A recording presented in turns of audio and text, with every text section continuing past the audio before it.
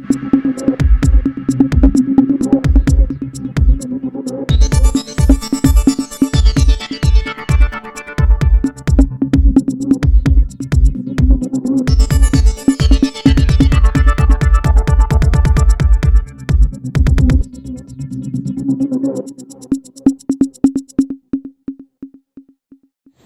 आप देख रहे हैं आर्या न्यूज झारखंड खबर आप तक में आपका स्वागत है।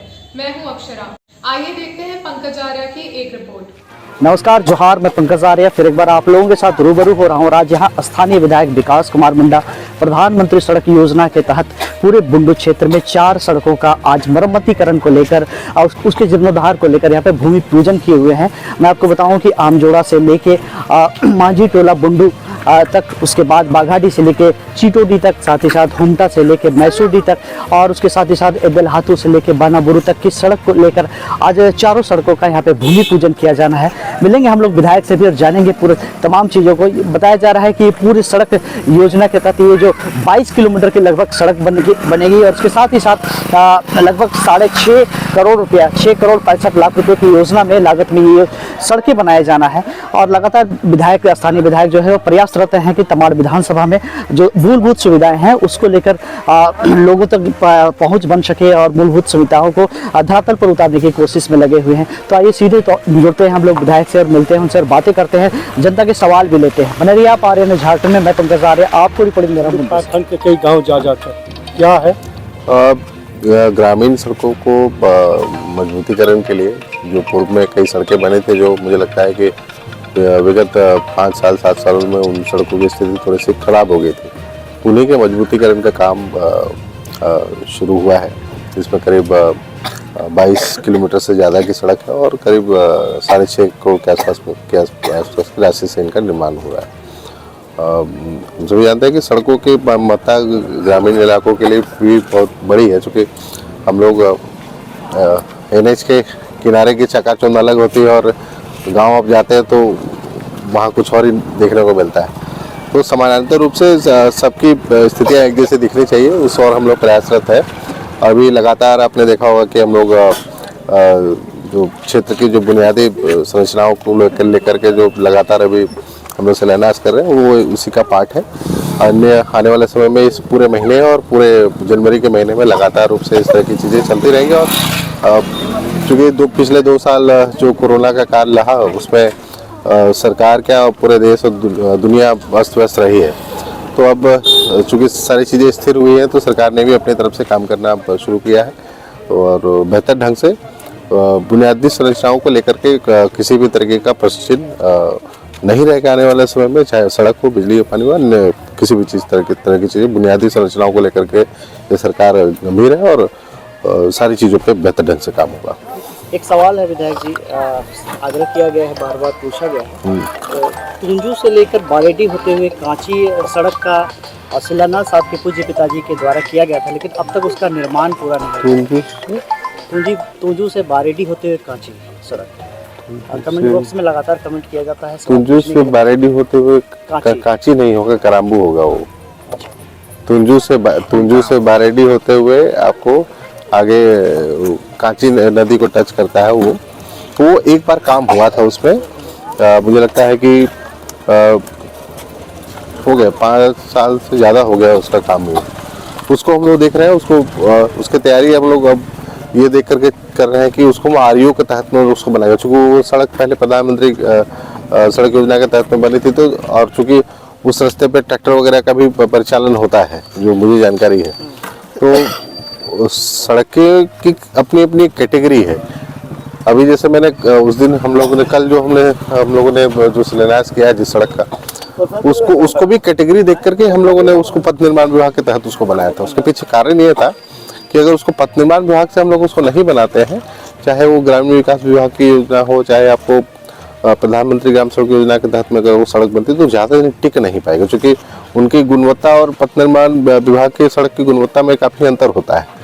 तो वो भी सड़क उसी कैटेगरी के अंतर्गत है, तो हम लोग उस कैटेगरी के आधार पर उस सड़क को भी हम लोग उसमें डालेंगे, जिससे ये उस सड़क की भी जो परिस्थितियाँ हैं, जो बार बार बनने के बाद वो खराब हो जाता है, वो परिस्थितियाँ आने वाले भविष्य में देखने को नहीं मिलेगा। क्योंकि अभी हम लोगों ने भी पूरा सेंसस किया है सड़कों के ऊपर में कि भाई कौन सा सड़क किस कैटेगरी में जाना चाहिए, और कैटेगरी वाइज अगर सड़क को अगर हम लोग लोड के आधार पर अगर डालेंगे तो वो ज़्यादा उपयुक्त होगा, ना कि हम लोग किसी भी कैटेगरी का सड़क को कहीं भी डाल देंगे तो जिस सड़कों पर ज़्यादा परिचालन होता है, लोग ज़्यादा चलते हैं, उस सड़क को मजबूती वैसे चाहिए। आप NH में हम लोग NH जिस तरीके से आज के दिन में बना हुआ उसको वो अगर ग्रामीण सड़क योजना के तहत में बनता है तो उसकी क्या हालत होती है आप हम अंदाजा लगा सकते हैं। इसलिए सबका कैटेगरी है, कैटेगरी के आधार पर हम लोग उसको चयन करके उसको उस कैटेगरी में डाल रहे हैं। तो निश्चित रहिए वो सड़क भी बहुत जल्द अगले वर्ष का हम लोग का टारगेट है, उस वर्ष अगले वर्ष में उसको हम लोग पूरा, सिर्फ वहाँ तक नहीं, हम लोग यहाँ से लेकर के टारगेट लिए हैं कि कराम्बू, और कराम्बू के बाद में कांची नदी का पुल, और उसको सीधे हम लोग मिला देंगे सरगया रोड में। विधायक जी का अंतिम प्रश्न लेना चाहेंगे, इस प्रकार से आप जगह जगह पर जा रहे हैं, लोगों की समस्याओं से भी रूबरू हो रहे हैं, इस बीच में बहुत सारे लोग आपके पास अपनी समस्याओं को भी रख रहे हैं, तो ऐसा नहीं हो सकता कि कुछ ऐसे टाइप का एक कैंपिंग किया जाए जिसके मार्फत में आप उस पर? देखिए कई तरह की चीज़ें लगातार चल रहा है, और ये कोई एक दिन का प्रक्रिया नहीं है, रोज चलने वाला काम है। चाहे हम लोग अपने आवासीय कार्यालय के माध्यम से भी लोगों की समस्या को सुलझाने की बात होती है तो वहाँ करते हैं, और दूसरा क्या है कि गाँव जा कर के भी हम लोग का भी कार्यक्रम चलते रहता है। शिलान्यास एक हम लोग उसको बहाना मान सकते हैं, तो वहाँ बैठ के भी लोगों से बातचीत हो जाती है, लेकिन अन्य और तरीके से भी हम लोग काम करें जिससे लोगों का अभी हम लोग का एक काम अभी रुका हुआ है जिसमें हम लोग मॉर्निंग में गांव में हम लोग का विजिट करने का प्रोग्राम होता है, तो जो अभी बीच में हम लोगों ने रोक के रखा, लेकिन बहुत जल्द उसको हम लोग फिर से शुरू करने जा रहे हैं। तो जितने भी वैसे गाँव हैं हम लोग सुबह के समय में जा करके वहाँ जब लोगों की ग्राम सभाएं होती हैं वहाँ बैठ करके उनके बीच में उनकी चीज़ों को सुन करके उनके समस्याओं का समाधान निकालने का भी हम लोग आने वाले समय में तैयारी कर रहे हैं।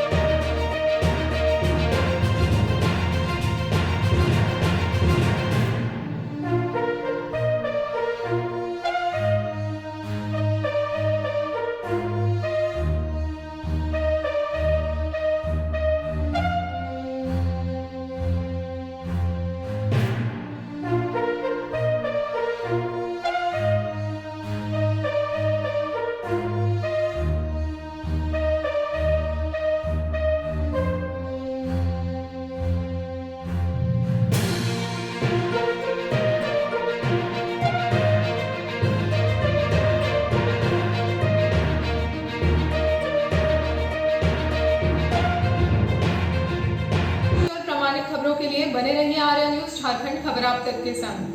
हमारे चैनल को लाइक करें, शेयर करें, सब्सक्राइब करें, कमेंट करें और दिए गए व्हाट्सएप नंबर पे अपने क्षेत्रों के खबरों के साथ हमें व्हाट्सएप करें ताकि हम आपके क्षेत्रों के खबरों को प्रमुखता के साथ अपने चैनल पर दिखा सकें।